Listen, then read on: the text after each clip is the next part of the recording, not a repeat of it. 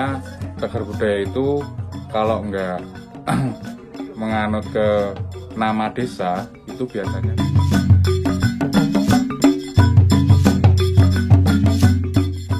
Sejarah Indonesia memang tidak lepas dari yang namanya kerajaan-kerajaan yang menjadi cikal bakal terbentuknya negeri ini.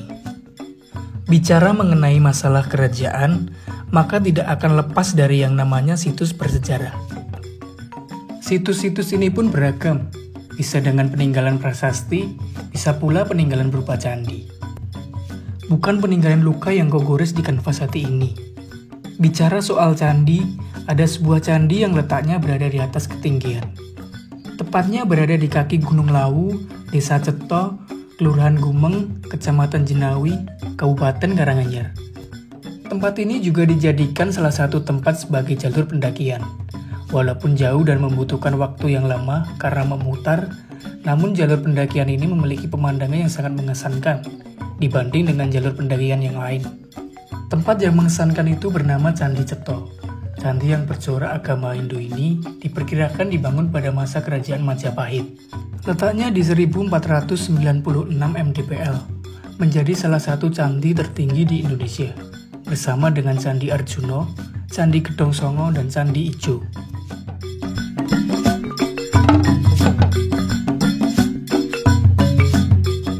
Sebelum masuk di komplek candi, kita diharuskan memakai kain poleng.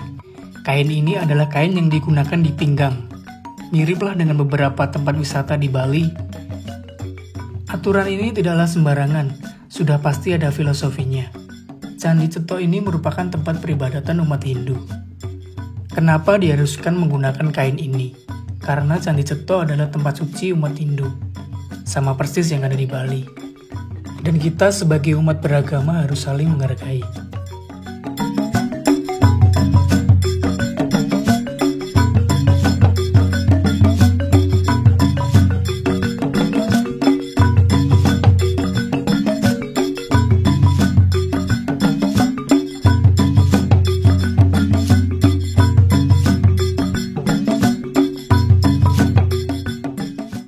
Kalau di sini itu jam bukanya jam 8, tutupnya jam 16. Oh, betul. Okay.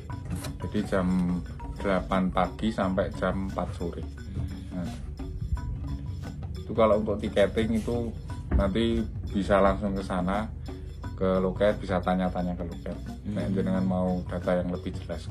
Kebetulan saya petugas keamanan di Candi Ceto di BPCB Provinsi Jawa Tengah. Oh, ngoten. Jadi job di sini dhewe nggih Mbak. Nggih, ya Mbak. Tapi nggih kalau untuk kegiatan pelestarian untuk perawatan taman dan lain-lain itu sama-sama. Kita yang dari BPCB sama pariwisata sama-sama.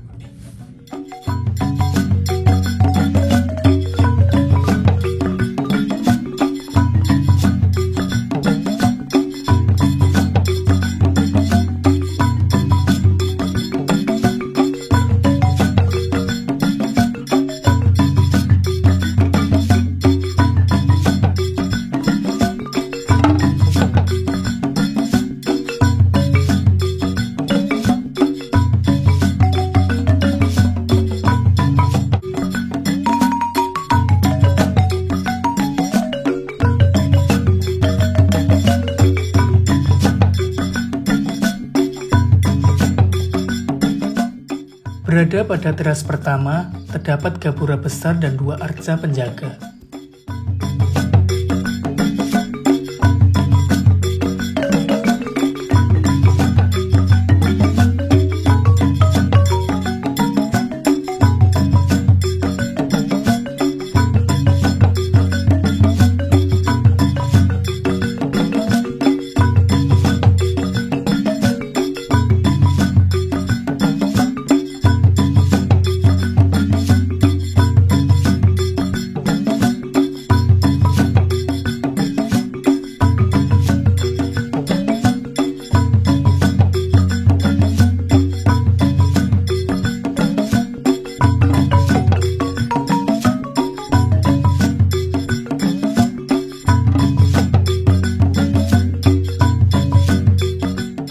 Naik ke teras kedua, dapat dijumpai petilasan Ki Ageng Kerinjeng Wesi.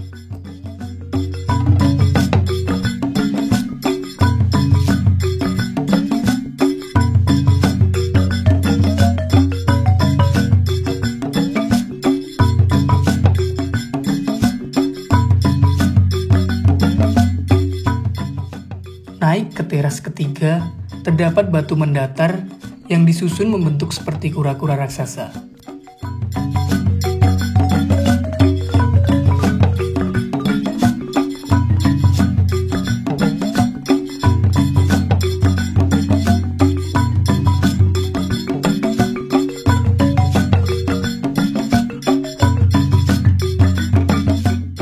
Selain itu, ada pula simbol palus atau alat kelamin pria sepanjang 2 meter. Menurut artikel yang saya baca, kura-kura merupakan lambang pencipta alam semesta, sedangkan Paulus merupakan lambang pencipta manusia. Naik di teras keempat, terdapat relief.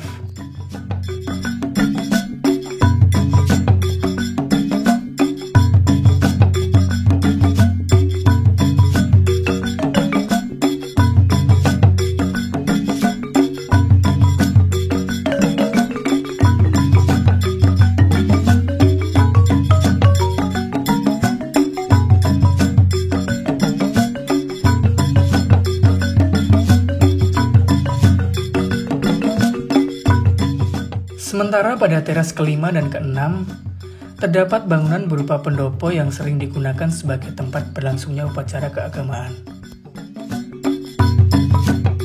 Pada teras ketujuh, terdapat 2 arca Sabdo Palon dan Noyo Genggong. Menurut kepercayaan, Sabdo Palon dan Noyo Genggong merupakan penasihat spiritual Prabu Brawijaya V.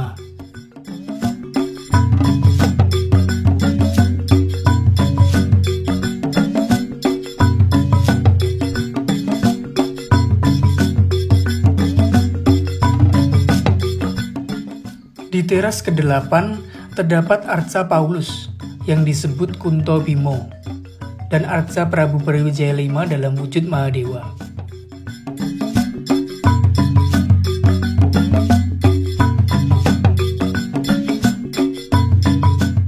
Sementara teras yang terakhir merupakan tempat pemanjatan doa.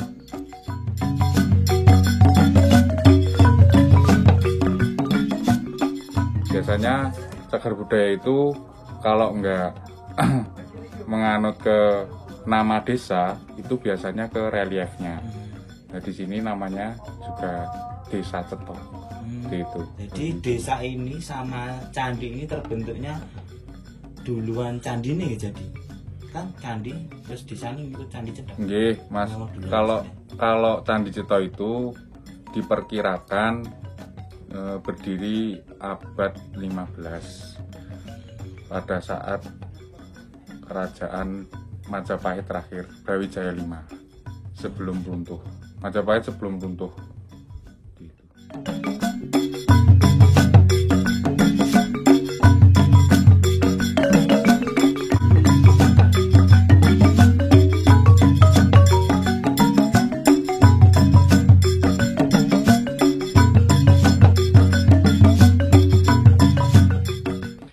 Penduduk di sini agamanya mayoritas Hindu. Terus ada yang Muslim, ada yang Kristen, tapi mayoritas Hindu di sini. Tapi sejak dulu sebenarnya memang ada pengunjung ke candi ini, tapi untuk kegiatan ritual. Untuk pengelolaannya itu di sini untuk pengelolaannya di sini untuk pengamanan dan pelindungan pelestarian itu dari Balai Pelestarian Cagar Budaya Provinsi Jawa Tengah. Itu untuk pariwisatanya, itu untuk penarikan tiket itu dari Kabupaten Parpora Kabupaten. Terus warga sekitar juga ikut merawatkan di sini. Gitu. Karena memang di sini masih digunakan untuk kegiatan ibadah. Tapi untuk kegiatan nyepi biasanya warga sini di rumah masing-masing. Kalau dulu tahun 2010-2011 saya masuk di sini itu masih banyak warga sini yang nyepinya itu di dalam candi. Tapi kalau nyepi itu kan tanggal merah, biasanya pengunjung malah rame, jadi nggak bisa. Buatan ditutup ya. Buatan. Oh, malah nek nyepi niku wisata mriki mboten napa-napa. Wisata masih buka kalau nyepi. Oh, Seperti untuk ini Mas, pengunjung kalau sini untuk wisata. pengunjung ke candi, ke situs itu biasanya minat khusus. Dalam artian minat khusus itu masuk itu udah meh ngopo-ngopo di kayak di Bali koyong lewati canang ke bunga atau apa itu kan takut. Mesti di sini juga kebanyakan pengunjung itu juga Tertib nggih. tertib. Oh, biasanya Alhamdulillah, nyetrika tempat beribadah tuh nih Iya, sakral. masalahnya sakral masih digunakan. Nggih. Soalnya kan untuk kegiatan pariwisata kan pariwisata religi Mas. Jadi bukan pariwisata yang seneng-seneng kayak di bener, pantai atau Jadi di pengen temriki niku pengen rasa ingin tahu ini tinggi. Nggih. Nggih, Tempat Mas. candi niku kayak apa. Nggih. Kebanyakan pengunjung seperti itu. Kalau menyimpang ya paling ada satu dua yang apa namanya duduk di atas candi gitu nggih, kita langsung biasa, nggih. nggih, langsung kita tegur. Nggih. Nggih. Biasanya kita langsung tegur. Soalnya juga nanti takutnya merusak struktur.